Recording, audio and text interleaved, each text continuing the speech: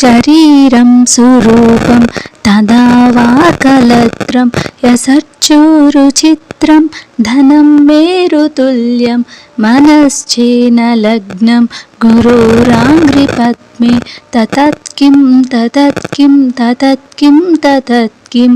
कलात्रं धनं पुत्रपौत्रादि सर्वं गृहं बन्धवा सर्वमेतादिजातं मनश्चेन लग्नं गुरोराङ्घ्रिपद्मे ततत्किं ततत्किं ततत्किं ततत्किं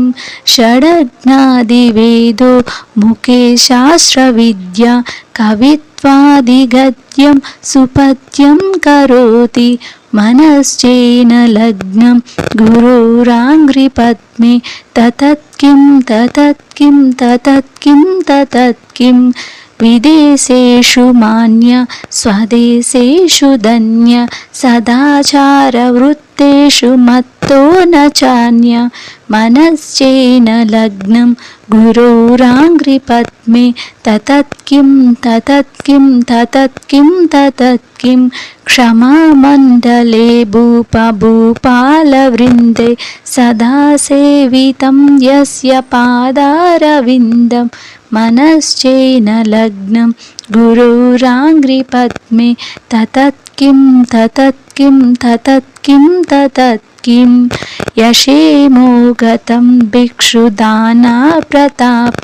जगद्वस्तु सर्वं करे ह्यः प्रसादात् मनश्चेन लग्नं गुरोराङ्घ्रिपद्मे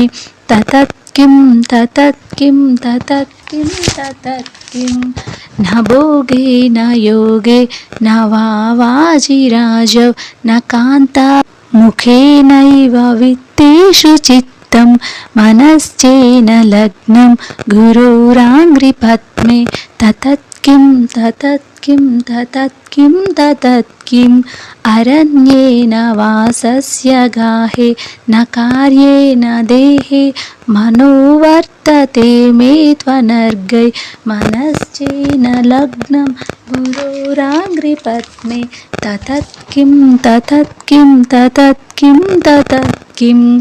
गुरोराष्टकं यः पठेत् पुण्यदेहि यतिर्भूपतिर्ब्रह्मचारी च गेहि लभेत्वाञ्छितार्थं पदं ब्रह्मसज्ञं गुरोरक्तवाक्ते